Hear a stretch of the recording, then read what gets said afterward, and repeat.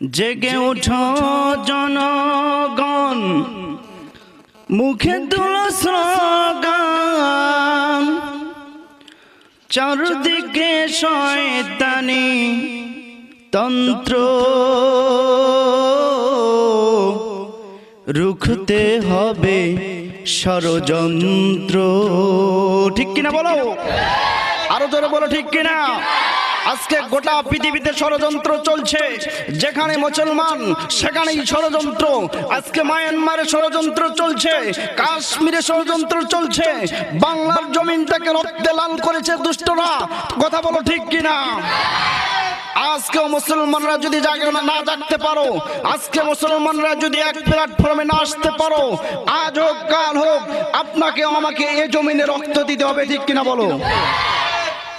জেগে উঠো জনগণ, মুখে তুলো স্লোগান,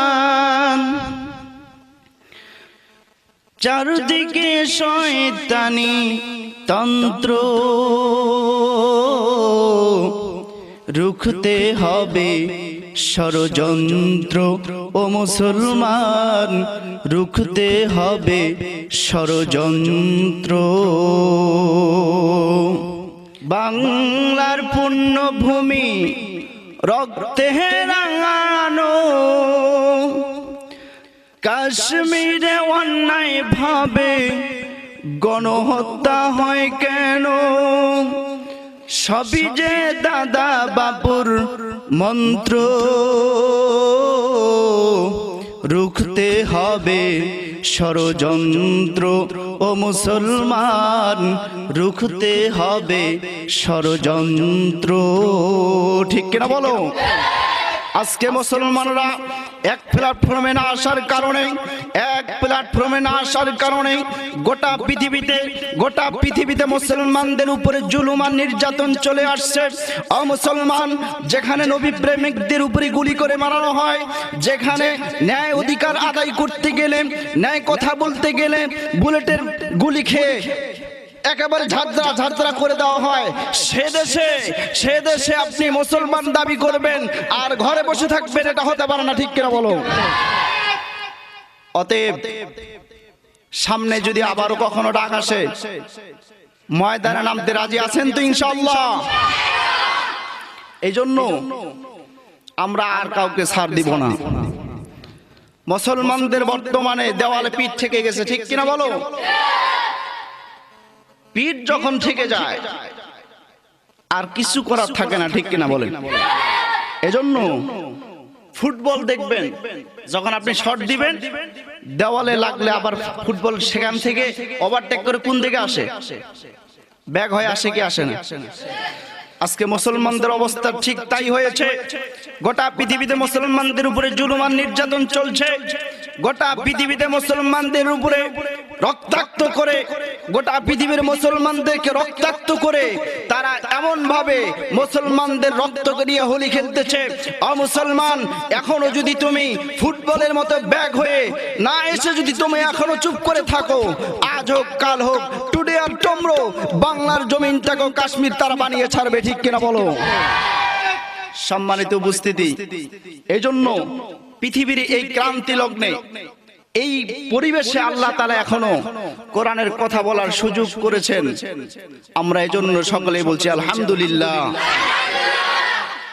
সম্মানিত ভাইরা আমার, কোরআনুল কারীম থেকে যে আয়াতে কারিমা আমি তেলাওয়াত করেছি, সূরা নিসার ৭৫ নম্বর আয়াত, আল্লাহ তাআলা বলছেন, وما لكم لا تقاتلون في سبيل الله والمستضعفين من الرجال والنساء। الله أكبر। আল্লাহ তাআলা বলছেন, কেন তোমরা জিহাদ করবে না? কেন তোমরা ময়দানে নামবে না? এখনো কি তোমরা ঘরে বসে থাকবা, নাকি তোমাদের উপরে কোনো দাবি দাবা আছে? আমার ভাইরা, সূরা নিসায় আল্লাহ তাআলা বলল, কেন তোমরা রাজপথে নামবা? কেন তোমরা বাতিলের বিরুদ্ধে লড়াই করবা? একটাবার চিন্তা করে দেখো, ওয়ামা লাকুম লা তুকাতিলুনা ফি সাবিলিল্লাহ, আমার আল্লাহ তাআলা সূরা নিসার ৭৫ নম্বর আয়াতে ডাক দিয়ে বলছেন, ও দুনিয়ার মানুষ, কি হলো তোমাদের? এখনো কেন তোমরা আল্লাহর রাস্তায় যুদ্ধ করছো না? আল্লাহর রাস্তায় কেন জিহাদ করছো না?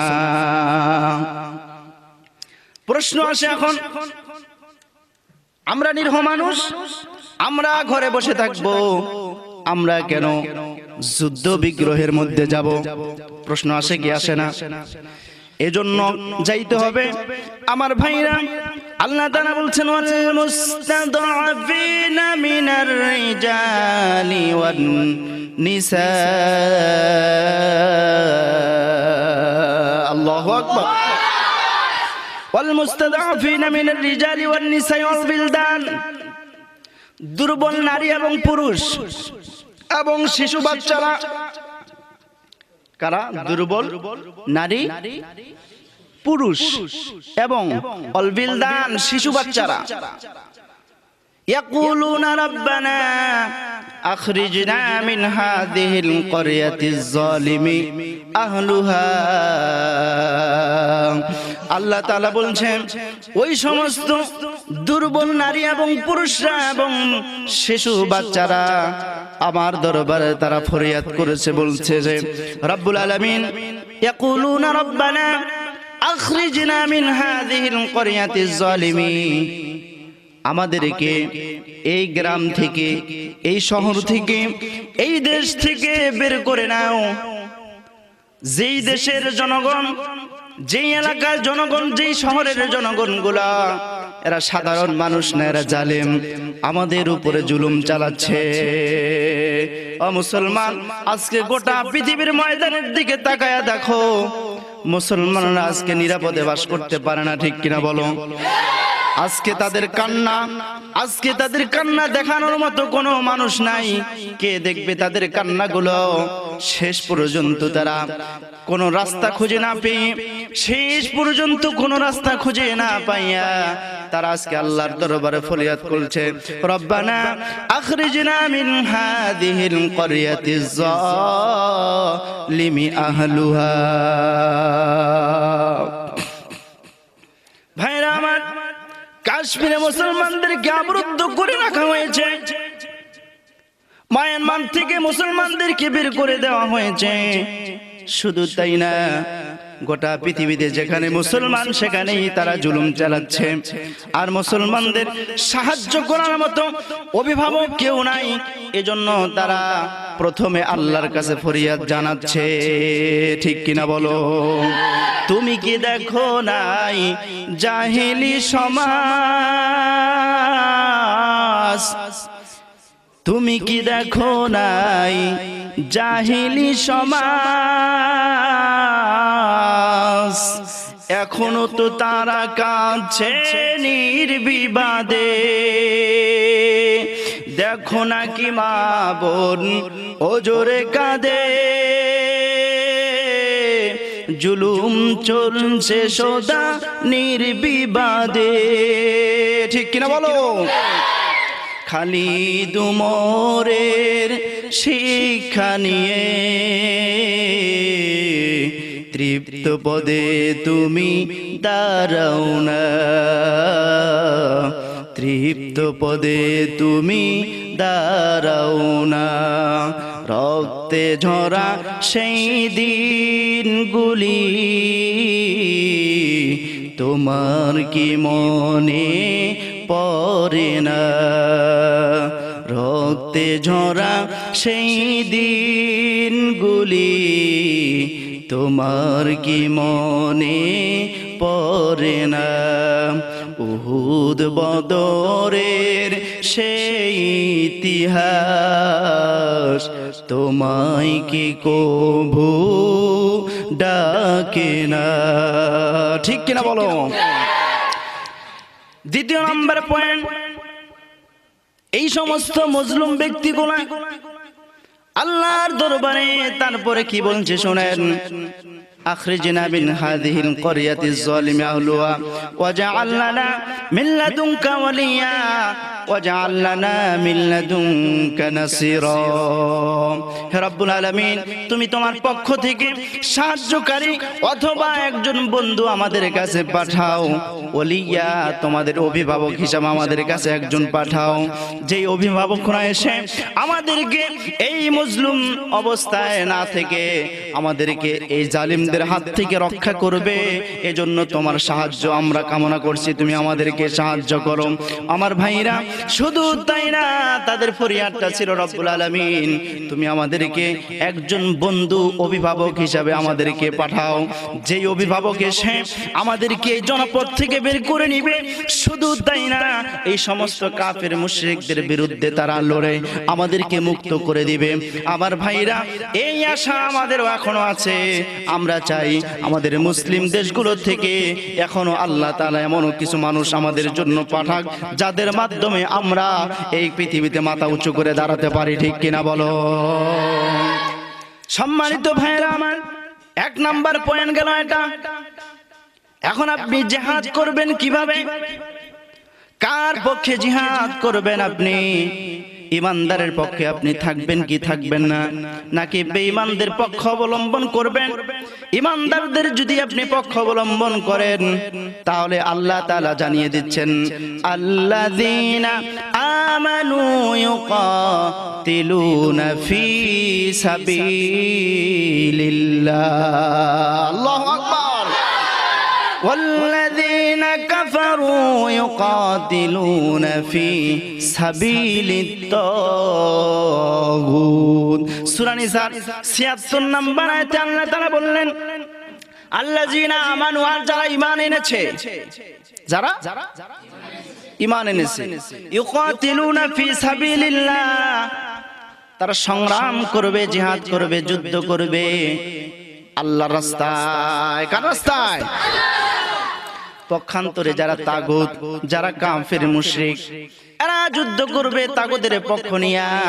সুতরাং এটাই যদি হয়ে যাবে, আজকে যেই সমস্ত কুলাঙ্গার রাসূলকে ব্যঙ্গ করলো, আল্লাহকে গালি দিল, নবীর মেয়ে ফাতেমাকে গালি দিল, তাদেরকে ফাঁসি না দিয়া উল্টো মুসলমানদের উপরে আক্রমণ করা হলো। যদি ইমানদার হয়ে থাকেন, বিন্দু পরিমাণ যদি আপনার অন্তরে ঈমান থেকে থাকে, তাহলে আপনি কখনো নাস্তিক বেঈমানদের পক্ষ অবলম্বন করতে পারবেন না। ঠিক কিনা বলেন? অতএব যদি আপনি ঈমানদার হয়ে থাকেন, আপনার পক্ষগুলো থাকবে ঈমানদারের পক্ষে। কে কোন দল করবেন, দল করবেন কি করবেন না, সেটা আপনার ব্যক্তিগত ব্যাপার। কিন্তু কোরআন আপনার আমার এক, ইসলাম আপনার আমার এক, নবী আপনার আমার এক, সকলের নবী এক, সকলের কোরআন এক, সকলের ধর্ম এক। দল আমাদের ভিন্ন থাকতে পারে, কেউ আওয়ামী লীগ করতে পারে, বিএনপি করতে পারে, জামাত ইসলাম করতে পারে, তাবলীগ করতে পারে, আটরশি করতে পারে, দেওয়ানবাগ করতে পারি, সুরেশ্বরী করতে পারি, যে যেই দল করি না কেন, আমাদের কিন্তু ধর্ম এক। অতএব আমাদের ধর্মের উপরে যে কেউ আঘাত হানবে, মুসলমান আর কখনো ময়দানে ছাড়বে না। ঠিক কিনা বলেন?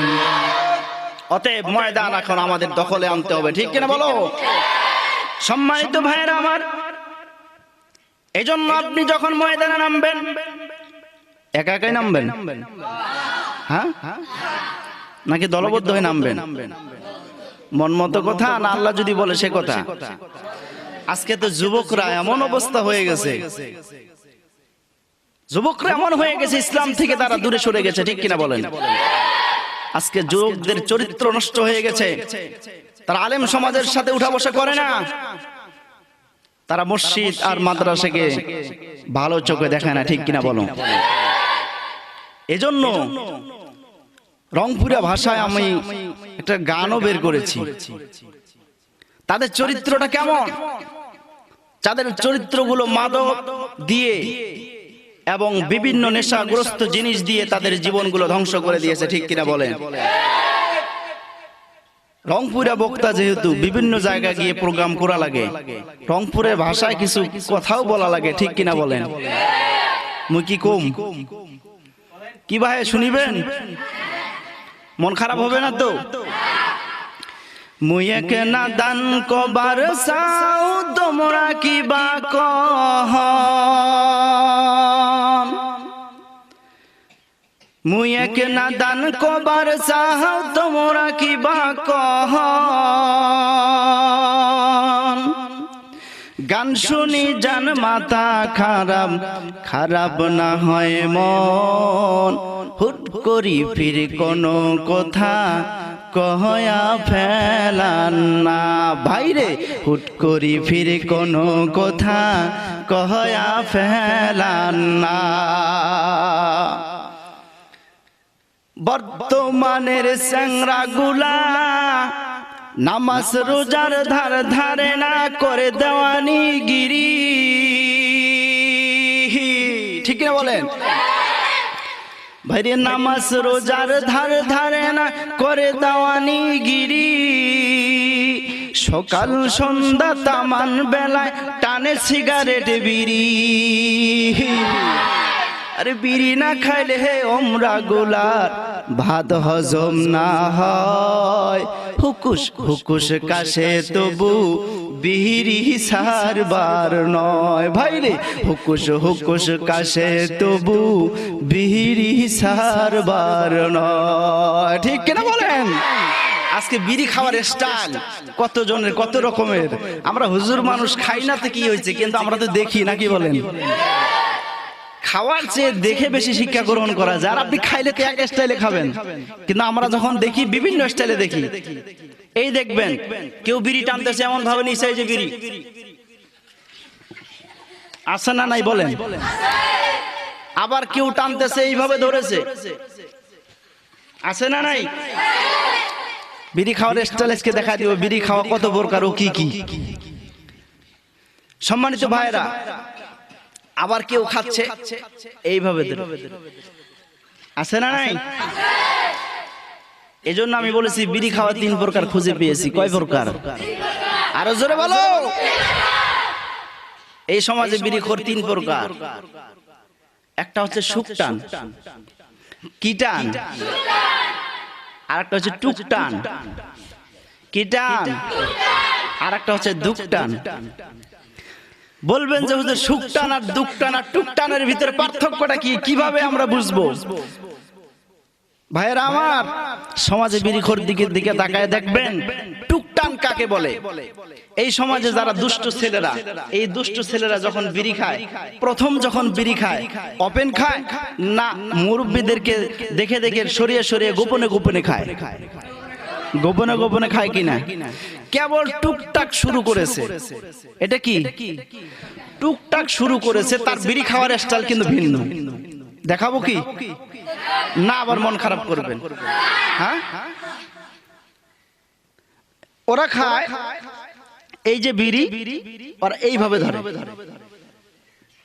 ঠিক কিনা বলেন এইভাবে ধরে বিড়ি সম্পূর্ণ অর্ধেক অংশ এইদিকে পাছাটা এইদিকে নিয়ে আস্তে করে একটা টান দিয়ে আবার এইদিকে পিছনের দিকে ধরে ঠিক কিনা বলেন ঠিক কিনা বলেন এই যে অবস্থা এটা এই সমস্ত এইভাবে যারা বিড়ি খায় বুঝবেন যে এটা টুকটান কেবল প্র্যাকটিস করতেছে বিড়ি খাওয়া কেবল প্র্যাকটিস হচ্ছে এই সমস্ত যুবকদেরকে এখন তো আর এই কথাগুলো বলা যায় না এখন তো টিকটকে মার্কেট পেয়ে যায় কথাগুলো নিয়ে আমরা শিক্ষার জন্য বলি ঠিক কিনা বলো আমরা শিক্ষা গ্রহণ করার জন্য বলি জাতিদেরকে শিক্ষা দেওয়ার জন্য বলি কিন্তু এগুলো নিয়ে এখন বিভিন্ন ভাবে তারা ভাইরাল করার চেষ্টা করে টিকটকের ব্যবসা তারা খুলে নিয়েছে সম্মানিত ভাইরা ওরা এইভাবে খায় এইভাবে যদি খায় আবার ওরা ফির বিড়ি খাওয়ার দোয়াও বের করেছে কি আমরা জানি ভাত খাওয়ার দোয়া আছে আমরা জানি দুধ খাওয়ার দোয়া আছে আমরা জানি বিভিন্ন রকমের দোয়া আছে বারিক লানা ফিমা বিড়িটা নাও কিনা যাবেন না নাউজুবিল্লাহ বলেন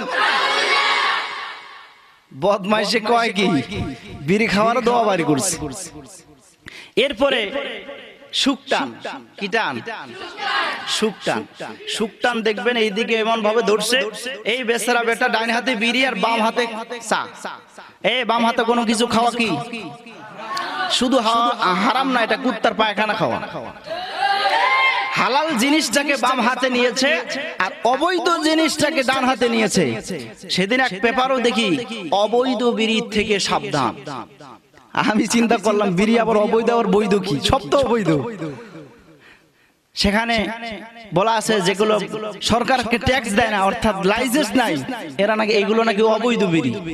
আরে বিড়ি তো আল্লাহ তাআলা একবারে নিষিদ্ধ করে দিয়েছেন। আল্লাহ তাআলা যেটাকে নিষিদ্ধ করে দেন সেটা আপনার বৈধ করলেন কিভাবে? লাইসেন্স দিলেই কখনো বৈধ হয় না, ঠিক কিনা বলেন? সম্মানিত ভাইয়েরা, এরা এইভাবে দেখবেন, বাম হাতে চা, ডান হাতে বিড়ি, বিড়িটা টান মারার পর উপরের দিকে ধোঁয়াটা ছাড়ছে, কত দূর, কোন আসমান পর্যন্ত পৌঁছতেছে দেখে, আছে না নাই? দেখছেন? আচ্ছা, এরপরে সংক্ষিপ্ত করতেছি সম্মানিত ভাইয়েরা আমার। এরপরে আবার দেখবেন দুঃখটা, এই বেচারা বেটা কোন রকম টেনে আস্তে করে নিয়ে টানটা দিয়া আস্তে আস্তে নিচের দিকে ধোঁয়াটা ছাড়তেছে, আর গভীর ঠান্ডা। কি খবর চাচা? কয়েন না, খুব টেনশন কয়েকদিন থেকে, আছে না? এই হলো সমাজের যুবকদের অবস্থা। এই যদি হয় তাহলে যুবকরা কোরআনের দিকে ধাবিত হবে কবে? যুবকরা এখন নেশাগ্রস্ত হয়ে গেছে, যুবকরা এখন মাদকের সাথে জড়িয়ে পড়েছে, ঠিক কিনা বলেন? আরেকজনে বলে, হুজুর আমি তো বিড়ি খাই না, আমার একটা বদ অভ্যাস ছোট্ট একটা আছে, এটা কি আমি গুল খাই। কি খাই? তা আমি বললাম বিড়ি খাওয়া তো চলে না, গুল খাওয়া মনে হয় চলে। কয় অনেক হুজুরেরা তো খায়, বুঝেন নাই? তাই আমি বললাম যে হুজুরেরা খায়, আমি তো খাই না। আপনি যেই হুজুরে খায় সেই হুজুরদেরকে জিজ্ঞাসা করে শুনবেন কেন খায় তারা। তো এটা তো দলিলের দরকার আছে, দলিল ছাড়া আপনি এক আন্দাজে খাইলে তার হবে না। কয় হুজুর যদিও হাদিস কোরআনে দলিল নাই, আমাদের মন গড়া একটা দলিল আছে। কি বলেন তো দেখি? গুলুলুন হালালুন হাদিসুন গসিয়া, যে গুল খায় না তার মাথার উপর ঠাসিয়া। নাউজুবিল্লাহ বলেন। হায় রে দলিল, যে গুল খাবে না তার মাথা কি ধরবে? হায় হায় হায়, এ জাতি কোরআন হাদিস গবেষণা না করেও দেখেন মন মতে তারা দলিল বাড়ি করতেছে, তারা গুল খাওয়ার দোয়াও পড়তেছে। গুল খাওয়ার দোয়া আবার জানেন? গুল খাওয়ার দোয়া জানেন? আশ্চর্য ব্যাপার। তারা এই যে গুলের প্যাকেটটা হাতে নিয়া বলো, ভক্ত তুমি শক্ত থাকো, কান্ত কামাল ধরা দিও, বাবা কামাল এবার সামাল বলে গুলটা নিয়ে এক খাবার ঢেলে দিল। আছে না? আছে না? আছে না? যুবকরা আজকে এভাবে নেশাগ্রস্ত হয়ে যাচ্ছে, যুবকরা আজকে মাদকের সাথে জড়িত হয়ে যাচ্ছে। ও যুবকরা শোনো, এখনো যদি তোমরা এই পথ থেকে ফিরে না আসো, তোমরা সামনের যে ভবিষ্যৎ জীবন দেখতেছো, এই জীবন শুধু অন্ধকার আর অন্ধকার, ঠিক কিনা বলেন? সম্মানিত ভাইয়েরা আমার, এজন্য আলোচনা লম্বা করা যাবে না। আলোচনা কি চলবে? চলবে না শেষ করে দিব? এজন্য আপনি জিহাদ করবেন, এককভাবে করবেন নাকি দলবদ্ধ হয়ে করবেন? আপনি এককভাবে থাকবেন নাকি যুবকদেরকে সাথে নেবেন নাকি বৃদ্ধদেরকে এককভাবে রাখবেন? আল্লাহ তাআলা সিস্টেম শিখিয়ে দিচ্ছেন। আমি আল্লাহ তাআলা একক যারা থাকে তাদেরকে ভালোবাসি কিনা, না যারা দলবদ্ধভাবে থাকে তাদেরকে আমি ভালোবাসি। আল্লাহ তাআলা সূরা সফের 4 নম্বর আয়াতে জানিয়ে দিচ্ছেন, ইন্নাল্লাহা ইউহিব্বুল্লাযীনা ইউকাতিলুনা ফি সাবিলিহি সাফফা। আল্লাহু আকবার। আল্লাহ তাআলা বললেন, ইন্নাল্লাহা, নিশ্চয় আমি, ইউহিব্বুল্লাযীনা ইউকাতিলুনা ফি সাবিলি সাফফান কান্নাহুম বুনিয়ানুম মারসুস, ওই সমস্ত লোকদেরকে ভালোবাসি, মহব্বত করি যারা সীসা ঢালা প্রাচীরের মতো হয়ে দলবদ্ধ হয়ে আল্লাহর রাস্তায় জিহাদ করবে, আল্লাহর রাস্তায় সংগ্রাম করবে। সীসা ঢালা প্রাচীর। আচ্ছা বলেন, এই সীসা ঢালা না বলে আল্লাহ তো লোহা ঢালা প্রাচীরের মতো বলতে পারতেন কি পারতেন না? লোহা যদি আপনি গলান, দেখবেন এই লোহার ভিতরে কখনো কোনো বিষয়ে যে কোনো ভাবে একটা ফাঁক থেকে যাইতে পারে, কিন্তু সীসা এমন এক জিনিস যে জিনিসের পরে আর কোনো ফাঁক থাকে না। এই সীসা যদি আপনি গলিয়ে দেন, গলিয়ে আগুন হিট করে যদি আপনি গলান, দেখবেন যেখানে পড়বে সেখানে কোনো ফাঁক থাকে না, ঠিক কিনা বলেন? এই জন্য আল্লাহ তাআলা লোহার সাথে উদাহরণ দেন নাই, আল্লাহ তাআলা অন্যান্য জিনিস দিয়ে উদাহরণ দিতে পারতেন।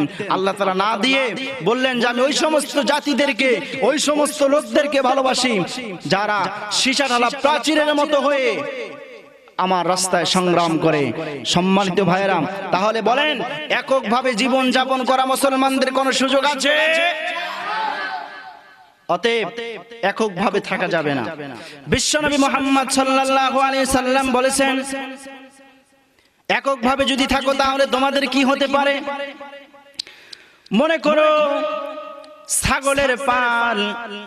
ছাগলের পাল থেকে অথবা বকরির পাল থেকে যদি একটা বকরি যদি জঙ্গলের দিকে এককভাবে চলে যায়, সমস্ত ছাগলগুলো সমস্ত বকরিগুলো যদি একদিকে থাকে, আর একটা ছাগল যদি জঙ্গলে চলে যায়, বলেন তো দেখি জঙ্গলের ভিতরে যদি বাঘ থাকে, হিংস্র প্রাণী থাকে, ওই ছাগলটার জীবনটা কি নিরাপদ? বলেন নিরাপদ? কখনোই নয়। এই ছাগলটাকে যখন তখন বাঘে অথবা হিংস্র প্রাণী আক্রমণ করতে পারে, কিন্তু যদি এই ছাগলগুলো যদিও দুর্বল কিন্তু এক হয়ে যদি দলবদ্ধ হয়ে যদি কোথাও তারা জঙ্গলে প্রবেশ করে, ওই জঙ্গলে বাঘও তাদেরকে দেখে ভয় করবে, ঠিক কিনা বলেন? আজকে মুসলমানরা তো সিংহের জাত ছিল, আজকে মুসলমানরা বিড়ালের জাতের ভূমিকা নিয়েছে, ঠিক কিনা বলো? আজকে যারা বিড়ালের জাত ছিল তারা আজকে সিংহের জাতে পরিণত হয়েছে। তার কারণ হলো একটাই, মুসলমানরা এক প্ল্যাটফর্মে আসতে পারে না। মুসলমানদের ভিতরে বিভিন্ন দলাদলি, কে হাত বুকে বাঁধবে, কে নাভিতে বাঁধবে, কে ছেড়ে দিবে নাকি কপালে বাঁধবে, এই নিয়ে তাদের আজকে ফতুয়াবাজি, এই নিয়ে তাদের আজকে দলাদলি। আর এই দিক দিয়ে কাফের আর মুশরিকরা ইসলামটাকে 12টি বাজিয়ে ছাড়ছে, ঠিক কিনা বলেন? এই হচ্ছে মুসলমানদের অবস্থা। সম্মানিত ভাইরা আমার, এখন বুঝলেন? বলতে পারেন হুজুর জিহাদের ময়দানে যাব, দলবদ্ধ ভাবে হয়ে যাব, তাদের তো অনেক জিনিস আছে, আমাদের কি আছে, কি নিয়ে যাব? আল্লাহ তাআলা সূরা তাওবার 41 নম্বর আয়াতে বলছেন, ইনফিরু খিফাফান ওয়া থিকালান ওয়া জাহিদু বিআমওয়ালিকুম ওয়া আনফুসিকুম যালিকুম খায়রুল লাকুম ইন কুনতুম তা'লামুন। আল্লাহু আকবার। আল্লাহ তাআলা বললেন, তোমরা ভারী অথবা হালকা জিনিস নিয়ে জান এবং মাল দিয়ে আল্লাহর রাস্তায় সংগ্রাম করো। সুবহানাল্লাহ বলেন। তাহলে ভারী অথবা হালকা যে কোনো জিনিস নিয়ে আপনি ময়দানে নামবেন, যুদ্ধের ময়দানে অস্ত্র হবে আপনার জান এবং মাল। এই দুইটি জিনিসের মহব্বত আজকে বেশি, ঠিক কিনা বলেন? কিন্তু মুসলমানরা এই দুইটা জিনিসের, বলেন তো দেখি মালিক কে? দুই জিনিসের মালিক আল্লাহ। আল্লাহ তাআলা বলছে, যদি এই দুইটা জিনিস দিতে পারো, শোনো, দুইটা জিনিস যদি তোমরা আমাকে দাও, তাহলে আমি তোমাদেরকে বিনিময় কি দিব? আচ্ছা বলেন, আমরা একক সব দিয়ে যাব, আল্লাহ যদি কিছু না দেয়, দিয়া লাভ আছে? আছে? এখন আল্লাহ কি দিবেন? সূরা তাওবার 111 নম্বর আয়াতে বলছেন, ইন্নাল্লাহা আশতারা মিনাল মুমিনিনা আনফুসাহুম ওয়া আমওয়ালাহুম বিআন্না লাহুমুল জান্নাহ ইউকাতিলুনা ফি সাবিলিল্লাহি ফায়াকতুলুনা ওয়া ইউকতালুন। আল্লাহ তাআলা বলছেন, আমি তাদের কাছ থেকে জান এবং মালগুলোকে কিনে নিয়েছি, বিনিময়ে আমি আল্লাহ তাআলা তাদেরকে জান্নাত দিয়ে দিয়েছি। সুবহানাল্লাহ বলেন। তাহলে জান এবং মাল বিক্রি করে দিয়েছি আমরা কার কাছে? বিনিময়ে আল্লাহ কি দিয়েছেন? জান্নাত। তাহলে জান্নাত এখন কার? জান্নাত কার? হ্যাঁ, জান্নাত এখন আমাদের। আর এই জান এবং মাল কার? আল্লাহর। এই জান এবং মাল যদি আল্লাহর হয়ে যায়, তাহলে বলেন এই জান এবং মালের কোন মহব্বত ইমানদার করতে পারে? আর যদি করে, তাহলে এটা কি ইমানদারের পরিচয় না মুনাফিকের পরিচয়? সুতরাং আমরা জান এবং মাল আল্লাহর কাছে বিক্রি করে দিয়েছি। আমরা জান্নাতের আশা করি। আমাদের এই জীবন কোনো টার্গেট নয়। এই জীবনের সুখ শান্তির জন্য আল্লাহ আমাদেরকে দুনিয়াতে পাঠান নাই। আমরা সুখ এবং শান্তি চাই সেই পরকালীন জীবনে, ঠিক কিনা বলেন? সুতরাং পরকালীন জীবনে যদি আমরা সুখ আর শান্তি চাই, ইমানদাররা জান এবং মাল দিয়ে ময়দানে নামতে হবে। বিনিময়ে এই জীবন বারংবার আল্লাহর রাস্তায় দিয়ে দিব, ঠিক কিনা বলেন? আপনি যে কোনো ভাবেই হোক, একক ভাবে হলেও আপনি মরবেন। মরবেন কি মরবেন না? কে কে মরবেন না? হাত তুলেন তো দেখি। বীর পুরুষ আছেন নাকি এরকম কেউ আছেন? তাহলে কেউ কিন্তু আমরা বেঁচে থাকবো না, হয়তো বা কখনো রোগে অথবা গাড়ি অ্যাক্সিডেন্টে অথবা বার্ধক্যের কারণে আপনার আমার মৃত্যু হবেই, হবে কি না? সাধারণভাবে বুঝেন, কোন ইমানদার যদি মারা যায়, কোন ইমানদার যদি মারা যায়, এই ব্যক্তিটি যখন মারা যাবে, তার কবরের সওয়াল জবাব যখন হবে, প্রশ্নের উত্তর যখন এই ব্যক্তি দিয়ে দিবে, হাদিস শরীফের মধ্যে আছে ওই ইমানদার ব্যক্তিটা সরাসরি জান্নাতে যাবে না। ওই ইমানদার ব্যক্তিটা কিয়ামতের আগ পর্যন্ত তারা ঘুমাবে, তারা কবরের মধ্যে ঘুমন্ত অবস্থায় থাকবে। কিন্তু পৃথিবীর ময়দানে একমাত্র ওই ব্যক্তি মরে না, ওই ব্যক্তি মরে না। আমরা হয়তো মনে করতে পারি মরে, কিন্তু যারা আল্লাহর রাস্তায় জান এবং মাল দিয়া এই জীবনটাকে বিলিয়ে দিয়েছে, আল্লাহ তাআলা বলছেন দুনিয়ার মানুষরা ওই ব্যক্তিরই কখনো আর মরে না। সুবহানাল্লাহ বলেন। সম্মানিত ভাইরা, সূরা বাকারার 154 নম্বর আয়াতে বলেন, ওয়ালা তাকুলু লিমান ইউকতালু ফি সাবিলিল্লাহি আমওয়াত বাল আহইয়াউ ওয়ালাকিন লা তাশউরুন। আল্লাহু আকবার। ওয়ালা তাকুলু লিমান ইউকতালু ফি সাবিলিল্লাহ, তাদেরকে মৃত বলো না যারা আল্লাহর রাস্তায় নিহত হয়েছে, যারা আল্লাহর রাস্তায় জীবনটাকে দিয়ে দিয়েছে, তাদেরকে মৃত্যু না বলার জন্য কে বলেছেন? আল্লাহ বলেছেন তাদেরকে মৃত বলো না।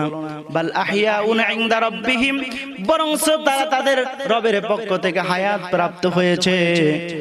আর বরং ওরা যে মরে নাই, ওরা যে এখন পর্যন্ত মরে নাই, এটা তোমরা উপলব্ধি করতে পারো না। বালাহিয়া ওয়ালাকিন লা তাশউরুন, এই বিষয়টা তোমাদের জানা নাই। তাহলে শহীদরা মরে না। শহীদরা কি মরে? আপনি আমি মরে যাব, শহীদরা কখনো মরে না। সম্মানিত ভাইরা, আরেকটি আয়াতের উদাহরণ দিলে আপনি বুঝতে পারবেন। সূরা আলে ইমরানের 169 নম্বর আয়াতে আল্লাহ তাআলা বলেছেন, ওয়ালা তাহসাবান্নাল্লাযীনা কুতিলু ফি সাবিলিল্লাহি আমওয়াতা বাল আহইয়াউন ইনদা রাব্বিহিম ইরযাকুন। আল্লাহু আকবার। আল্লাহ তাআলা বললেন, ওয়ালা তাহসাবান্নাল্লাযীনা কুতিলু ফি সাবিলিল্লাহি আমওয়াতা, যারা আল্লাহর রাস্তায় সংগ্রাম করে এই জীবনটাকে বিলিয়ে দিয়েছে, তাদেরকে তোমরা মৃত বলো না, বরং তারা জীবিত, বরং তারা আল্লাহর পক্ষ থেকে রিজিক প্রাপ্ত। সুবহানাল্লাহ বলেন। এখন কথা হলো, জীবিত মানুষের জন্য খাদ্যের প্রয়োজন, ঠিক কিনা বলেন? এখন শহীদরা যদি না মরে, তাদের তো খাওয়ার ব্যবস্থা করা লাগবে, লাগবে কি লাগবে না? এজন্য আল্লাহ তাআলা সূরা আলে ইমরানের 169 নম্বর আয়াতে বললেন, তারা আমার পক্ষ থেকে রিজিক প্রাপ্ত। সুবহানাল্লাহ বলেন। যার প্রমাণ হযরতে আমির হামজা যখন মারা যায়, 30 বছর পরে তার কবরটি ভেঙে গিয়েছিল। কিন্তু তার কবর ভাঙ্গার পরে দেখা গেল আমির হামজার শরীর থেকে জিহাদের ময়দানে যেই জায়গাগুলো থেকে অঙ্গ প্রত্যঙ্গ কেটে টুকরো টুকরো করা হয়েছিল, আমির হামজার সেই শরীর থেকে 30 বছর পরেও রক্ত ঝরতেছে, ঠিক কিনা বলেন? অতএব প্রমাণ হয়ে গেল শহীদরা কখনো মরে। আরেকটা উদাহরণ দিতে বললেন, বুঝতে পারবেন। সম্মানিত ভাইরা আমার, আলোচনা আমি একবারে শর্ট করব, অল্প কিছুক্ষণের মধ্যে শেষ করে দিব। আলোচনা করলে অনেক লম্বা হয়ে যাবে। যেই কথাটি বলতেছিলাম, মিশরের মধ্যে কেউ বলছে মিশর, কেউ বলছে বিভিন্ন দেশ, কেউ বলছে ইয়ামেন দেশের ঘটনা। ইয়ামেন দেশের মধ্যে একজন জালিম বাদশা ছিল। এই জালিম বাদশার একজন জাদুকর ছিল। কি ছিল? এই জাদুকর যখন বৃদ্ধ হয়ে গেল, এমন সময় রাজ দরবারে গিয়া রাজাকে ডাক দেয়া বলছে, রাজা মশাই, আমার তো বয়সটা হয়ে গেছে বেশি, জানি না কার কখন মৌত চলে আসে, বার্ধক্যের কারণে আমার মৃত্যু হতে পারে। অতএব আমি তো জাদুবিদ্যা দিয়ে আপনাকে অনেক উপকার করেছি, আপনার দেশের অনেক খবর আমি দিয়েছি, অনেক প্রভাব ক্ষমতা আমি আপনাদেরকে দেখাইছি। অতএব আমি যদি মারা যাই, আপনার এই সিংহাসনকে ধরে রাখার জন্য, আপনার এই ক্ষমতাকে ধরে রাখার জন্য একজন বুদ্ধিমান বালক আমার দরকার, যাকে আমি মৃত্যুর আগে আমার এই বিদ্যাগুলো শিক্ষা গ্রহণ দিয়ে শিখাইয়ে তারপরে আমি দুনিয়া থেকে বিদায় হয়ে যাব। ওই জাদুকর যখন এই প্রস্তাবটি দিলেন, এই প্রস্তাবটি দেওয়ার পরে ওই জাদুকর যখন এই প্রস্তাবটি দিলেন না সিংহাসনের, তখন রাজার সঙ্গে সঙ্গে গোটা দেশের মধ্যে প্রস্তাব রেখে দিল।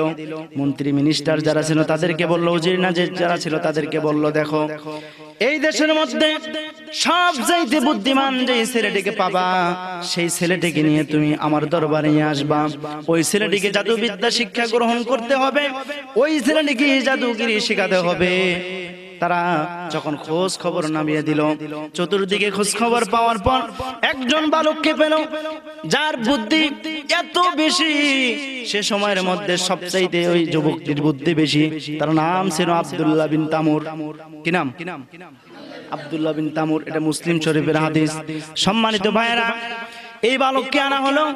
এই বালককে জাদুগিরি শেখার জন্য বৃদ্ধার কাছে প্রতিদিন পাঠানো হলো। বৃদ্ধর কাছে যখন পাঠায়, যেই রাস্তা দিয়ে যাতায়াত করে, এই রাস্তা দিয়ে যাওয়ার পর হঠাৎ করে একজন পাদ্রীর সাক্ষাৎ পেয়ে যায়। পাদ্রীর নাম চিনেন আপনি? পাদ্রী কাকে বলে? এখন যেমন আলেম, সে সময়ের আলেম যারা ছিল খ্রিস্টান ধর্মের মধ্যে সবচাইতে ধর্ম বিষয়ে যারা বেশি জানতো, ধর্মে পণ্ডিত যারা ছিল তাদেরকে পাদ্রী বলা হয়। এই আব্দুল্লাহ প্রতিদিন যখন জাদুকরের কাছে যায়, কিন্তু ওই পাদ্রীর সন্ধান যখন পেলেন, পাদ্রীর খোঁজ খবরগুলো যখন জানলেন, পাদ্রীর কথাগুলো এত সুন্দর লাগে, তার পাদ্রীর কথাগুলো, ওয়াজ নসিহতগুলো আব্দুল্লাহর এত ভালো লাগে, যার কারণে প্রতিদিন বাড়িতে আসার সময় কিছু সময় ওই পাদ্রীর কাছে দেয়। আবার যখন জাদুকরের কাছে যায় তখন আবার কিছু দেয়। হঠাৎ করে এমন এক সময় হয়ে গেল, প্রতিদিন দেরি করে যাওয়ার কারণে ওই পাদ্রীর কাছে সময় দেওয়ার কারণে এটা তো গোপন থেকে যায়। কিন্তু জাদুকরের কাছে যখন আস্তে আস্তে দেরিতে প্রতিদিন পৌঁছে, তখন হঠাৎ করে জাদুকর তাকে প্রহার করতে শুরু করলো। বেটা, তোকে তো প্রতিদিন বলেছি একটু টাইম নিয়ে আগে আসবি, কিন্তু প্রতিদিন দেখা যায় তুই দেরি করে আসিস, দেরি করে আসিস। আবার যখন দেরিতে বাড়িতে ফিরে, বাড়ির থেকে তাকে আবার চাপ প্রয়োগ করে, আবার প্রহার করে, কেন তুমি এত দেরি করে বাড়িতে আসলাম? এই যে প্রশ্নবিদ্ধ গুলো হতে হয়। একদিন হঠাৎ করে এই বালকটি ওই পাদ্রীর কাছে ডাক দেয়া বলে, হুজুর, প্রতিদিন আপনার কাছে আমি সময় দেওয়ার কারণে কিছু সময় করে আপনার কাছে দেই বিধায় জাদুকরের কাছে যাইতে যখন দেরি হয়, জাদুকর আমাকে প্রহার করে, আমাকে গালিগালাজ করে। সেখান থেকে যখন আবার ফেরার পথে চলে আসি, তখন আপনার কাছে আবার কিছু সময় দেই, বাড়ি যেতে দেরি হয়ে যায়। বাড়ির থেকে আমাকে প্রহার করে, আমাকে চাপ ক্রিয়েট করে, আমাকে মারধর করে, বকাবকি করে। অতএব হুজুর একটা বুদ্ধি আমাকে শিখিয়ে দেন। এরা বুদ্ধি চায় হুজুরের কাছে। কার কাছে? আমরা বুদ্ধি চাই কার কাছে? টাকুয়া মাথা, টাকুয়া মাথা, বাম্পার লোড, ছাদে কোনো মাল নাই। আছে না এরকম? আছে না? ছাদে মাল নাই, ছাদটা মনে হয় একবারে স্টেডিয়াম। এখানে যদি আতপ চাল আর সুই দেওয়া যায়, চকচক করবে, এটা দুইটা শর্ট করবে। ঠিক কিনা বলেন? চুমুক দেখেন নাই? চুমুক যদি বিপরীত দিকে দেন, চুমুক লাগে না, শর্ট করে, উল্টা দিকে চলে যায়। এই যে টাকুয়া মাতার কাছে আমরা বুদ্ধি নেই। এই আব্দুল্লাহ বুদ্ধি টাকুয়া মাতার কাছে নিলেন না, বুদ্ধি কার কাছে নিলেন? বুদ্ধি নিলেন হুজুরের কাছ থেকে। সম্মানিত ভাইরা, হুজুর তখন বললেন, আব্দুল্লাহ রে, তোমার মর্যাদা আমি বুঝতে পেরেছি অনেক উপরে চলে যাচ্ছে। তার মানে পাদ্রী কথাটি বুঝাইলেন, ও আব্দুল্লাহ, হকের পথে যখন তুমি থাকবা তখন তোমার উপরে জুলুম আর নির্যাতন চলবে। অতএব বুঝা গেল তোমাকে আমার আল্লাহ কবুল করে নিয়েছে। সুবহানাল্লাহ বলেন। এখনো কত মোল্লা আছে দেখেন না, কাঠ মোল্লা, টুকু ঢৌকনের মোল্লারা, এরা বলে হুজুর আমাদের নামে কোনো মামলা নাই, আমাদের নামে কোনো অভিযোগ নাই, আপনার নামে এত মামলা কে? ঠিক কিনা বলেন? আমি এদেরকে বলি টুকু ঢৌকনের মামলা। এরা মোল্লা হচ্ছে টুকু ঢৌকুন।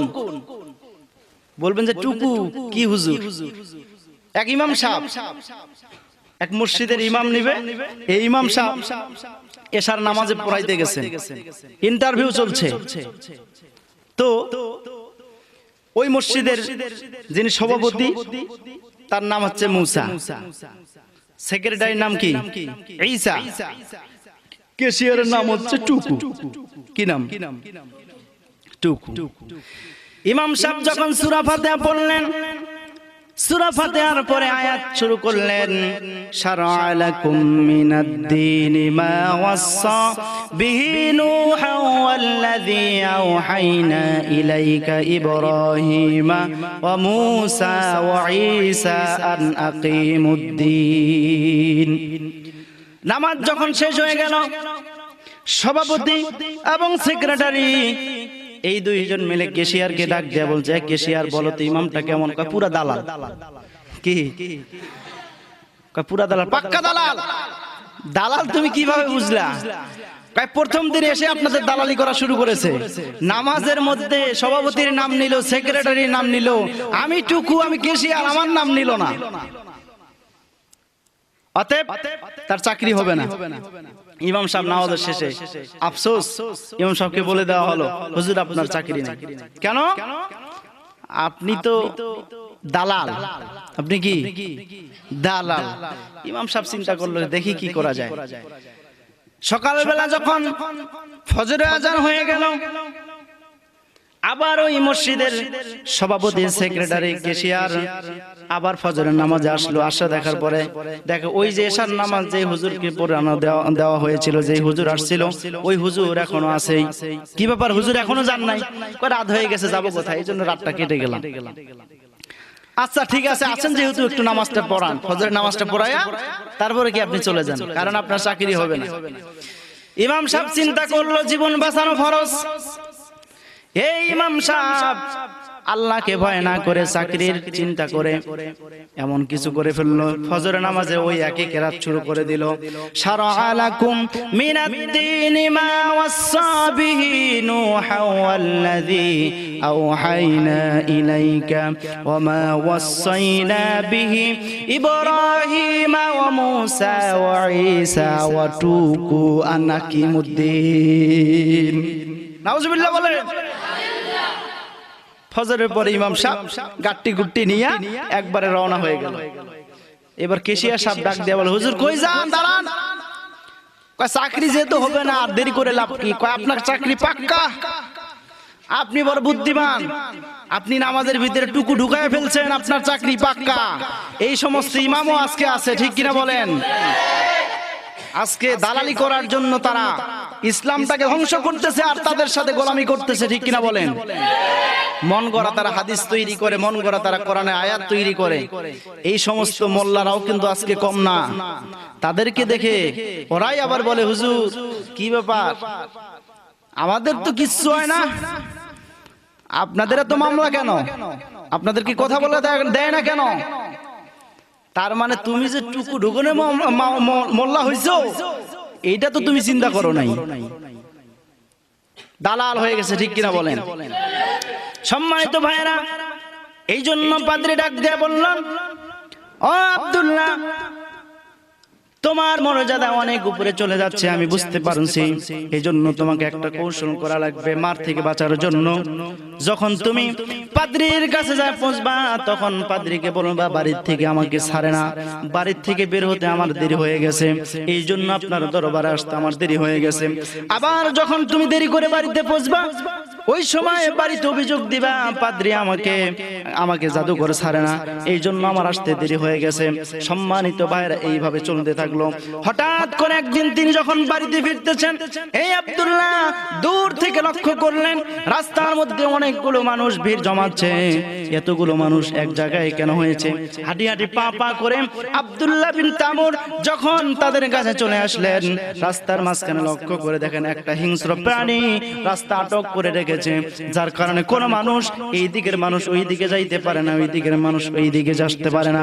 এজন্য আব্দুল্লাহ বিন তামুর একটা ভূমিকা পালন করলেন। চিন্তা করলেন আজকে আমার পরীক্ষার দিন, আমি আজকে পরীক্ষা করে নিব আসলে ওই পাদ্রীর আল্লাহ সত্যি নাকি জাদুকরের ধর্ম সত্যি। আপনারা কি বলেন, কার ধর্ম সত্যি? জাদুকরের। নাক বেঁকি লাখ, চোখে মুখে লাখ, আমার চোখ বাদ দিয়া সবার চোখে লাখ। আছে না এরকম? জাদু ঘিরা একটা দিয়ে দিল, সবারই চোখে ভেলকি লাগাই দিল, ওর চোখে নাই। এই জাদুগিরি আছে না? মানুষ কেটে কেটে টুকরো টুকরো করে, দেখবেন ওরে বাবা ছুরি পেটের ভিতরে ঢুকাই দিছে, আবার সেই মানুষের কিছু হয় না। আব্দুল্লাহ বিন তামুর চিন্তা করলে আজকে আমার পরীক্ষার সময় চলে আসছে, যে আল্লাহর জন্য আমি এত মার খাই আসলে ওই আল্লাহ আছে কি নাই, আর যদি আছে তাকে আমি এত মহাব্বত করি, এত ভালোবাসি, আমার জানার দরকার ওই আল্লাহ আমাকেও ভালোবাসে কিনা। আল্লাহ যদি আমাকে ভালো না বাসে, আমি একা একাই আল্লাহকে ভালোবাসে কি করব? এই প্রশ্ন আমাদেরও, ঠিক কিনা বলেন? আল্লাহ যদি আমাদেরকে ভালো না বাসে, আমরা আল্লাহকে ভালোবাসে কি করব? আব্দুল্লাহ বিন তামুর এই বলে একটা পাথরের খণ্ড হাতে নিলেন, নেওয়ার পর ওই আল্লাহর দিকে তাকিয়ে বললেন, পাথরে যদি ওই পাদ্রীর আল্লাহ থেকেই থাকে, অর্থাৎ পৃথিবীতে একজন যদি আল্লাহ থেকেই থাকে, যার কারণে আমি মার খাই, যার কারণে আমার উপর অত্যাচার হয়, এই যে পাথরটা দিয়ে আমি হিংস্র প্রাণীটির উপর আঘাত করব, ওই আল্লাহর হুকুমে যেন ওই হিংস্র প্রাণীটি মারা যায়। এই বলে যখন তিনি পাথরটি নিক্ষেপ করলেন, সঙ্গে সঙ্গে ওই হিংস্র প্রাণীটি একটু আঘাত পাওয়ার কারণে সঙ্গে সঙ্গে সেখানে মৃত্যুবরণ করলো। বলেন সুবহানাল্লাহ। চতুর্দিকে সুনাম ছড়ে গেল, আব্দুল্লাহর ভিতরে মাল আছে। কি আছে? বুঝেন নাই? হুজুরেরা যদি একটু কেরামতি দেখাইতে পারলো তাহলে দেখবেন বড় বড় হাদিয়া আসতে আর দেরি হয় না। চতুর্দিকে চলে গেল, আব্দুল্লাহর ভিতরে মাল আছে। কি করলো, কি মুজিজা দেখালো, কি জাদু দেখালো?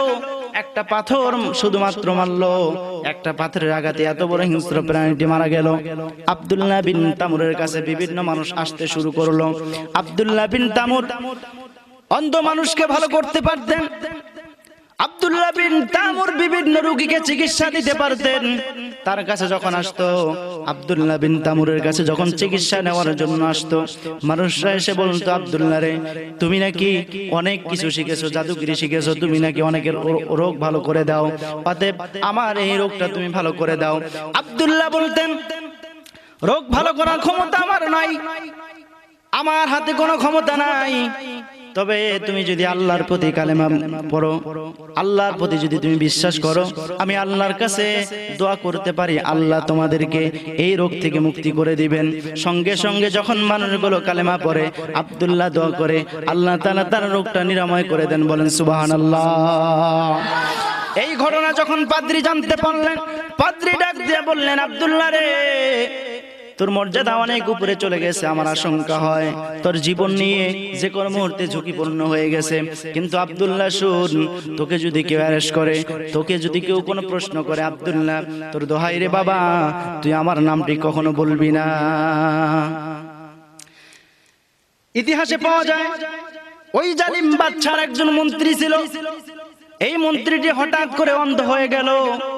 যখন শুনতে পারলো আব্দুল্লাহ অন্ধ রোগীকে ভালো করে, অনেকগুলো হাদিয়া তওবা নিয়া আব্দুল্লাহর দরবারে চলে আসলো। আব্দুল্লাহকে ডাক দিয়ে বলো, আব্দুল্লাহ রে, শুনেছি তুমি নাকি অন্ধদেরকে ভালো করো, একটু আমার চক্ষুটা ভালো করে দাও। এই যে অনেকগুলো হাদিয়া তওবা নিয়ে আসছি, এই তওবাগুলো সম্পূর্ণই তোমাকে দিয়ে দিব। চোখ যদি আমার ভালো না হয়, আব্দুল্লাহ রে, এই জীবনের কি দাম, এই সম্পদের কি দাম? আব্দুল্লাহ ডাক দিয়ে বলেন, চাচাজি, আমি কারো চক্ষু ভালো করি না, আমি কারো কোনো ক্ষমতা রাখি না, তবে একটা কাজ আপনি যদি করেন, আমার আল্লাহর প্রতি যদি আপনি বিশ্বাস স্থাপন করেন, আল্লাহর কাছে দোয়া করে দিব, আল্লাহ আপনার চোখটা ভালো করে দিবেন। সঙ্গে সঙ্গে ওই লোকটি সঙ্গে সঙ্গে কালিমা পড়লেন, আর আল্লাহ তাআলা তার চোখটা ভালো করে দিল। পরের দিন যখন ওই মন্ত্রী রাজ দরবারে চলল, রাজ দরবারে যাওয়ার পর সবাই দেখলো আশ্চর্যের ব্যাপার। আগামীকাল গতকালকে যেই লোকটা আসছিল এই লোকটা তো অন্ধ ছিল, আজকে আবার সুন্দর চেহারা সুন্দর চোখ নিয়ে আমাদের দরবারে আসছে। ডাক দিয়ে বলে, কি ব্যাপার, তোমার চোখ কিভাবে ভালো হলো? ডাক দিয়া বলো, আল্লাহ আমাকে ভালো করে দিয়েছেন, আব্দুল্লাহর দোয়ায় আমাকে আল্লাহ তাআলা ভালো করে দিয়েছেন। বলেন সুবহানাল্লাহ। চিন্তা করলেন যে আব্দুল্লাহ অনেক বড় ইমানদার হয়ে গেছে। তাদের কারো কারো চিন্তা আব্দুল্লাহ এত বড় ক্ষমতার মালিক হয়েছে শুধুমাত্র জাদুবিদ্যা দিয়া। আসলে আপনারা বলেন তো দেখি, এই জাদুবিদ্যার পাওয়ারে না ইমানের পাওয়ারে? ইমানের পাওয়ারে। আজও যদি ইমানের পাওয়ার মানুষের থাকতো তাহলে এই পৃথিবীতে বেশি মানুষের ইমানদারের প্রয়োজন ছিল না। উমরের মতো একজন অভিভাবক হয়ে যদি উমরের মতো সিংহাসনে বসে উমরের মতো ভূমিকা পালন করত, গোটা পৃথিবীর বাতিল শক্তিদের মসনদ কাঁপতে কাঁপতে ধূলিসাৎ হয়ে যেত। ঠিক কিনা বলেন? সুতরাং আজকে আমরা অভিভাবক হারা হয়ে গেছি।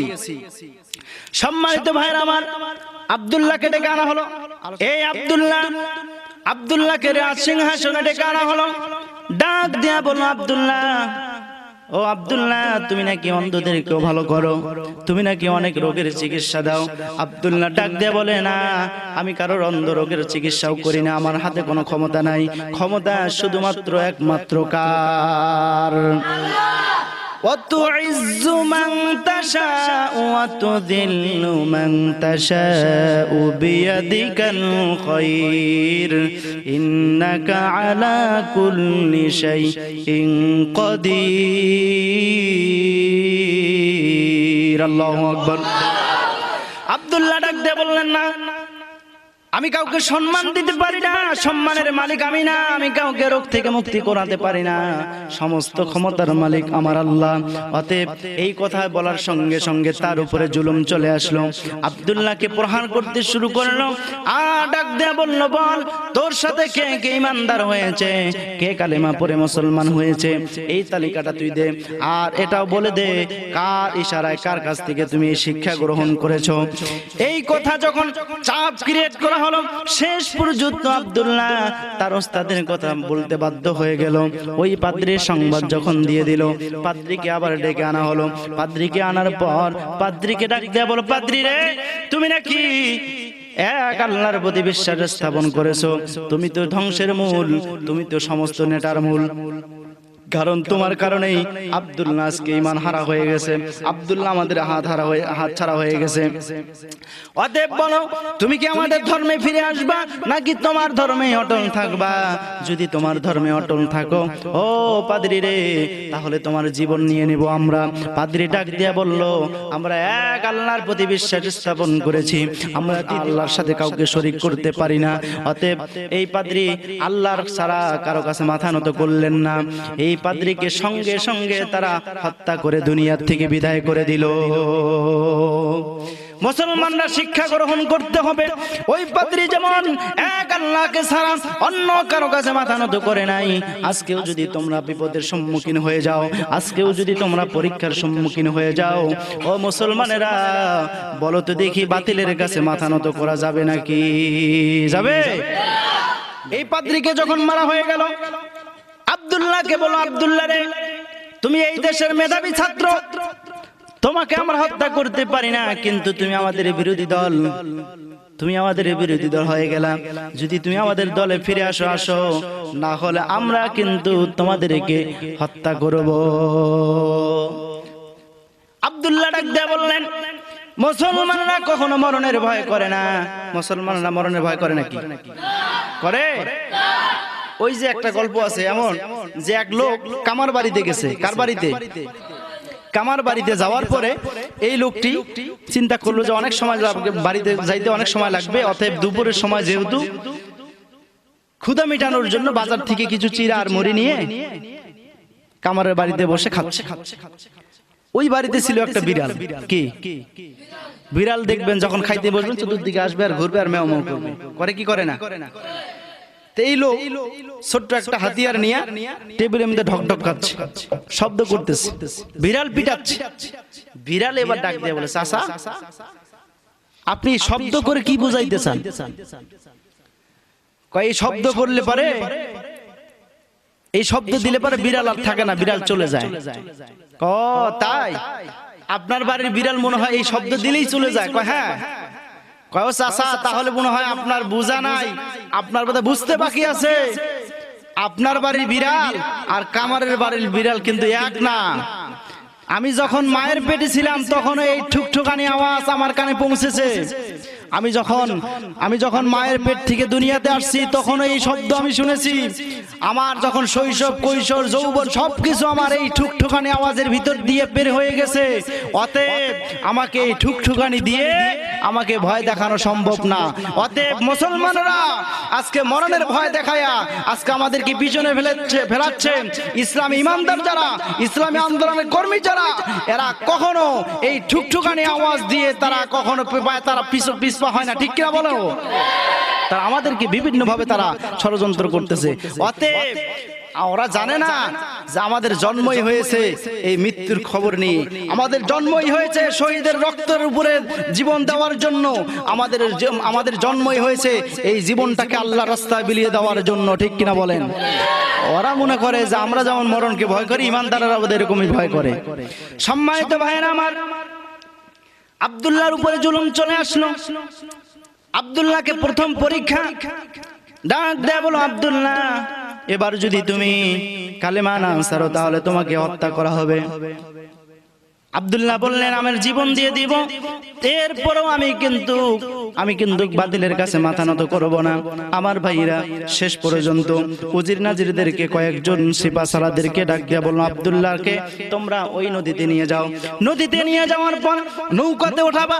নৌকাতে ওঠানোর পরে আব্দুল্লাহকে তোমরা নৌকার মাঝখানে যখন, নদীর মাঝখানে যখন নিয়ে যাবা, আব্দুল্লাহকে সেখানে তোমরা নদীতে ফেলে দিবা। ওরা তাই করলো। আমার ভাইয়েরা সঙ্গে সঙ্গে আব্দুল্লাহকে যখন তারা নদীতে ফেলে দিল, আল্লাহ তাআলা ঈমানদারকে এভাবেই রক্ষা করে আব্দুল্লাহকে তখন ওই নদীর থেকে তাকে বাঁচিয়ে দিলেন। আর তার সঙ্গী সাথী যারা ছিল সমস্ত সবগুলোকে তারা নদীতে আমার আল্লাহ সুবায়া হত্যা করলেন। সুবহানাল্লাহ বলেন। তাহলে ঈমানদারদের কোনো ভয় আছে? ওয়ালা খাউফুন আলাইহিম ওয়ালা হুম ইয়াহজানুন। আল্লাহু আকবার। ঈমানদারদের কোনো ভয় নাই। ওই আব্দুল্লাহ আস্তে আস্তে আবার রাজ সিংহাসনে যখন চলে আসলো, রাজ দরবারে চলে আসলো, উজির নাজির সবাই অবাক হয়ে গেছে। কিরে, এই লোককে তো মারার কথা, এই লোক আবার হাঁটে হাঁটে আসতেছে, তার সাথীরা কই? যখন কাছাকাছি চলে আসলো, ডাক দিয়া বলো, আব্দুল্লাহ তোমাকে তো এতক্ষণ বেঁচে থাকার কথা না, তুমি তো মরে যাওয়ার কথা, অথচ তুমি আবার রাজ দরবারে ফিরে আসলা। বলো তো দেখি তোমাকে যারা নিয়ে গেছে তারা কোথায়? বললো আল্লাহর ইশারা, আল্লাহ আমাকে বাঁচিয়ে দিয়েছে, তাদেরকে মরণ দিয়েছে। সুবহানাল্লাহ বলেন। এবার তারা চিন্তা করলো এভাবে হবে না, আবার কিছু সৈন্যদেরকে নিয়ে ডাক দেয়া বললেন, সৈন্যরা আব্দুল্লাহকে নিয়ে যাও, পাহাড়ের উপরে উঠো। পাহাড়ের উপরে উঠানোর পরে পাহাড়ের চূড়া থেকে তাকে নিচের দিকে ফেলে দিবা। সাবধান, যদি আব্দুল্লাহ কালিমা থেকে সরে আসে তাহলে আব্দুল্লাহকে তোমরা ছেড়ে দিবা, তোমাদের সাথে নিয়ে আসবা। আর আব্দুল্লাহ যদি কালিমা না ছেড়ে আব্দুল্লাহকে সেখানে ফেলে দিয়ে তোমরা হত্যা করবা। সম্মানিত ভাইরা আমার, তাই করা হলো। কিন্তু পাহাড়ের চূড়াতে যখন উঠবেন, আল্লাহ তাআলা আব্দুল্লাহকে রক্ষা করলেন, তার সাথে যারা ছিল সমস্ত গুলোকে আল্লাহ তাআলা গজবে ধ্বংস করে দিলেন। সুবহানাল্লাহ বলেন। আব্দুল্লাহ এবার আস্তে আস্তে আবার মুড মোশান নিয়ে রাজ দরবারে ফিরতেছে। আর বাচ্চা অবাক হয়ে থাকে, কি ব্যাপার, এর জান তো কই মাছের জান, এত চিন্তা করলাম, বারবার জেলে ভরাচ্ছি, বারবার তাকে ফাঁসির কাছে নিয়ে যাচ্ছি, অথচ তার মরণ হয় না, এর জান বড় শক্ত। এবার চিন্তা করলেন তাকে কিভাবে হত্যা করা যায়। আব্দুল্লাহ ডাক দিয়ে বলেন, বাদশা যদি আপনি আমাকে হত্যা করতে চান, যদি আপনি আমাকে হত্যা করতে চান, আমার সিস্টেম ছাড়া, আমার বুদ্ধি ছাড়া আপনি আর আমাকে হত্যা করতে পারবেন না। বাচ্চা চিন্তা করলো, বলো তোমার বুদ্ধিটি কি? বললো যে শোনো, আগামীকাল অথবা একটা ডেট দেন, এই ডেট দিয়ে আপনি গোটা দুনিয়াতে আপনি সার্কুলার দিয়ে দেন, একজন আল্লাহদ্রোহী আপনার হিসাবে আল্লাহদ্রোহী কিন্তু আমি ইমানদার, আপনি ঘোষণা করে দেন আব্দুল্লাহকে হত্যা করা হবে, সেদিন সম্মুখে সবারই জনসম্মুখে তাকে ধ্বংস করা হবে, তাকে হত্যা করা হবে, তাকে শুলিতে চড়ানো হবে। এই ঘোষণা দেওয়ার পর আমি যে সিস্টেম শিখিয়ে দিব সেই সিস্টেমে আপনি আমাকে হত্যা করবেন। এই রাজা তাই করলো। সেদিন তার হত্যাকে দেখার জন্য, তার ফাঁসিকে দেখার জন্য, তার মরণকে দেখার জন্য বিভিন্ন জায়গা থেকে মানুষ ছুটে আসতে শুরু করলো। সম্মানিত ভাইরা, যখন আসলো এবার আব্দুল্লাহ বলল যে রাজা, যদি আপনি আমাকে হত্যা করতে চান তাহলে এই যে আমার থলির ভিতরে একটা তীর আর ধনুক নেন, এখান থেকে একটা নিয়ে তারপরে আপনি আমার দিকে লক্ষ্য করেন, আর লক্ষ্য করে যখন মারবেন আপনি আমার দিকে তখন বলবেন বিসমিল্লাহি রাব্বিল গুলাম, আমি আমার আল্লাহর নাম নিয়ে যখন আপনি আমাকে মারবেন, তীরটি মারবেন, এই তীর এসে আমার গায়ে যখন লাগবে আমি সেদিন শহীদ হয়ে যাব। বলেন সুবহানাল্লাহ। ওরা মনে করছিল এক ইমানদার, এই তো নেঠা, এই তো বড় হুজুর, একে যদি আমরা হত্যা করতে পারি তাহলে তো আর বাকি যেগুলো আছে এমনিতেই শেষ, ঠিক কিনা বলেন? এই চিন্তাধারা, এই মনোমানসিকতা এখনো আমাদের সমাজের মানুষের আছে না নাই? আছে না নাই?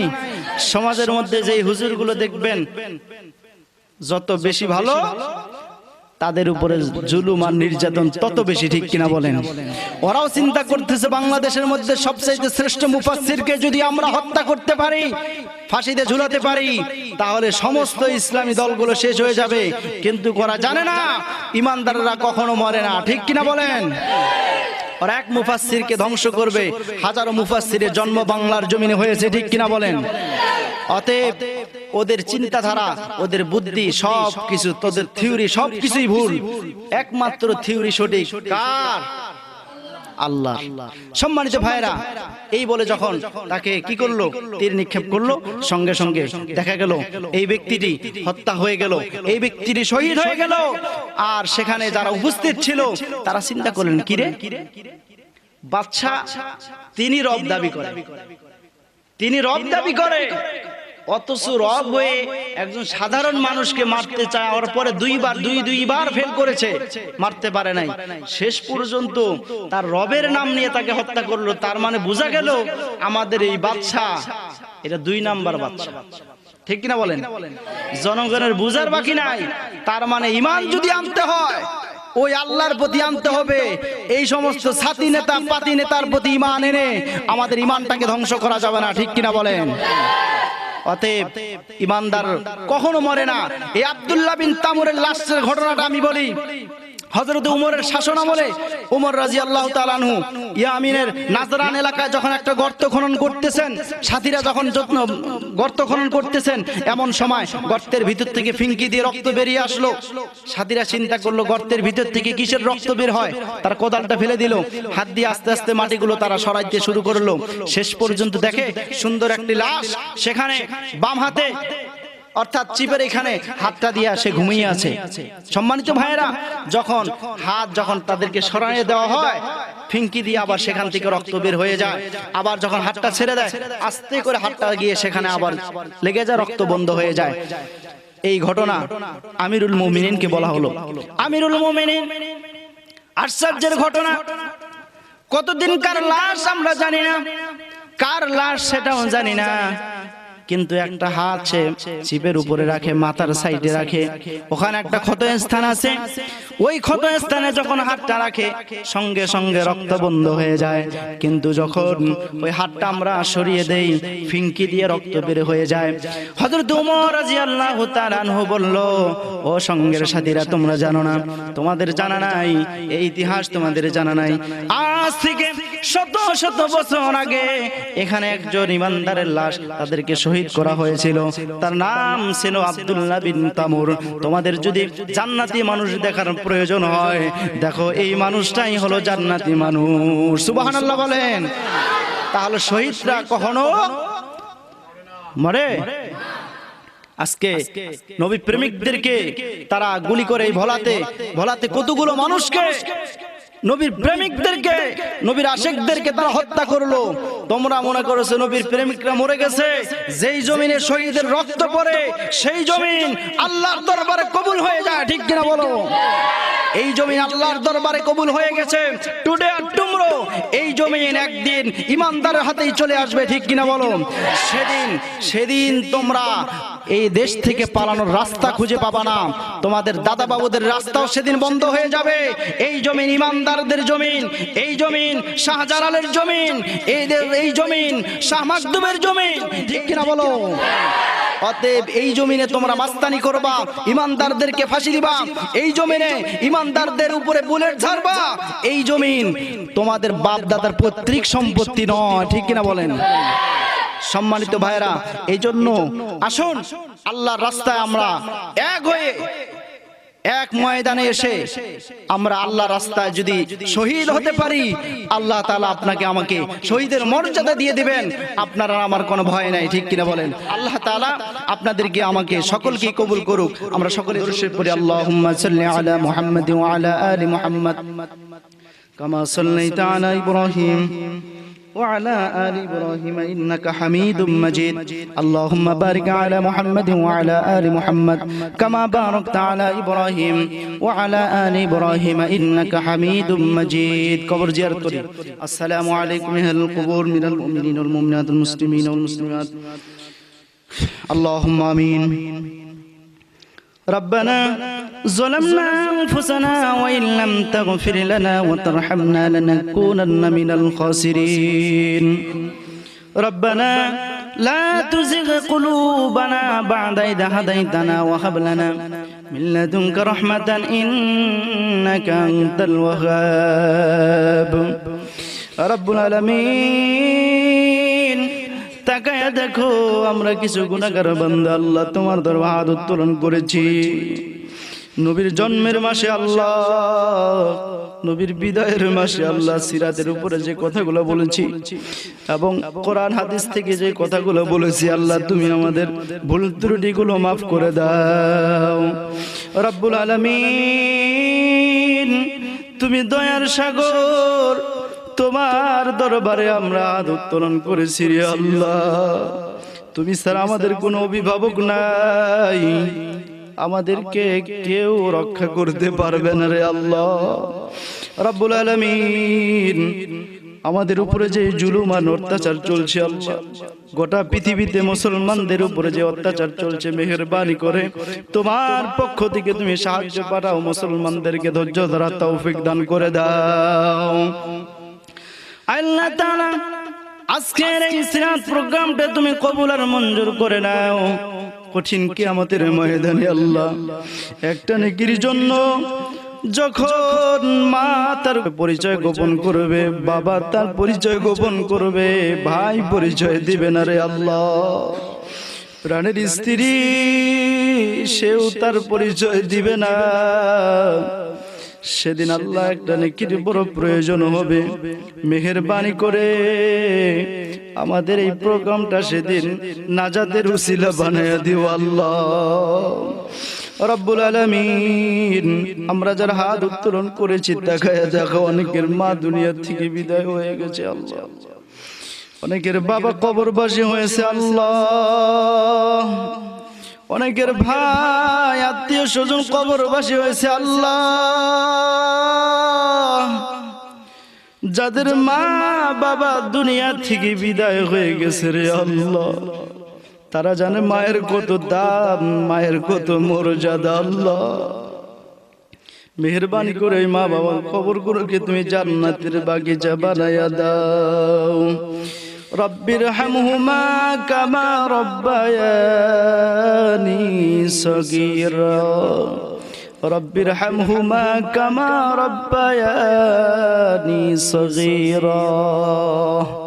রব্বুল আলামিন, আল্লাহ তাআলা সকলের দরখাস্তগুলো তুমি মঞ্জুর করে নাও, সকলের নেক মাকসুদগুলো তুমি পূরণ করে দাও। রব্বুল আলামিন, সকলের আশা আকাঙ্ক্ষাগুলো তুমি পূরণ করে দাও। সুবহান রাব্বিকা রাব্বিল ইজ্জাতি আম্মা ইয়াসিফুন ওয়া সালামুন আলাল মুরসালিন আলহামদুলিল্লাহি রাব্বিল আলামিন ওয়াজআল আখির কালামিনা ইনদাল মাউত লা ইলাহা ইল্লাল্লাহু মুহাম্মাদুর রাসূলুল্লাহ। আসসালামু আলাইকুম। কোরআনের আলো ছড়িয়ে যাক দিক পেরিয়ে। আমাদের এই স্বল্প প্রচেষ্টার সাথে থাকতে আমাদের ওয়াজ টিভি বাংলা চ্যানেলটি সাবস্ক্রাইব করুন। ভালো লাগলে লাইক, কমেন্ট ও শেয়ার করে দ্বীন ইসলাম প্রচার কাজে হাতে হাত রাখুন।